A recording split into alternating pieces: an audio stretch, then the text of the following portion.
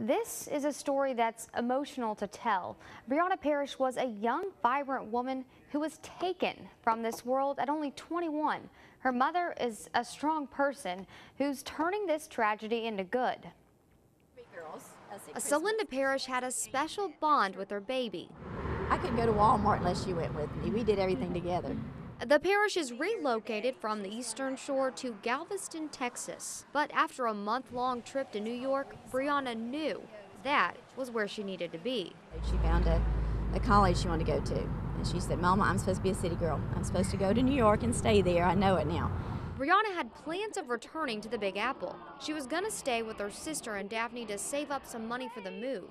In Texas, Parrish packed her daughter's car and prayed she'd make the trip safely. I put my hand on the door and I said, "Baby, if you get in a wreck before you get to where you're going and you get killed, do you know where you're going to be?" And usually she'll say, "Mother, yes," but this time she stopped, looked me right in the face, said, "Mama, Jesus is in my heart. There's only one place I'll be." And she pointed up and she said, "I love you more than life, Mama. Mwah. Bye." Drove off, waved out the sunroof as she drove off. That was the last time I saw her. A week later, Brianna was at a bar. She stepped outside to take a phone call. That was the last time anyone saw her alive. She was supposed to babysit her nephews the next morning, but never showed up. I just knew it in my spirit.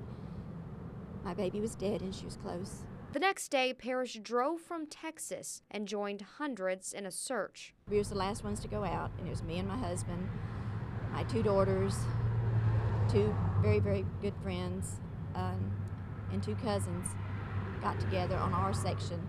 And we had actually walked outside our grid. We were supposed to have stopped at the power plant about a half a block up the road. And we came on down, and on the way back, we went into the woods here.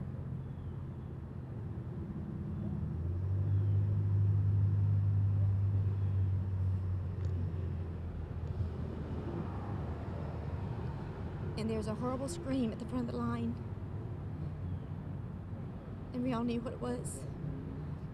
My baby's little naked body was in a ditch, about 6 feet down this big drainage ditch. And all she had was her blouse had been left on because he couldn't get it untied, and had flipped over her face. And because the concrete had actually lifted out, it snagged her blouse and held her there. Or she would have washed into Alligator Alley and we never would have found her. It wasn't long before they made another discovery. And we got the murderer. Troy McDonald was charged with capital murder. Even though McDonald took a plea deal to take the death penalty off the table, the family still had to sit through a trial. And I had to listen to all the breakdown of the horrible things that happened to her, that what he did. He actually got on the phone and bragged about it to people he had called from prison, explaining details what he did to my baby. And that was tough. But those are not the images that come to mind when those who knew Brianna think of her. It's things like this, a video taken a week before she died. But I have the assurance to know that she is in a better place than here.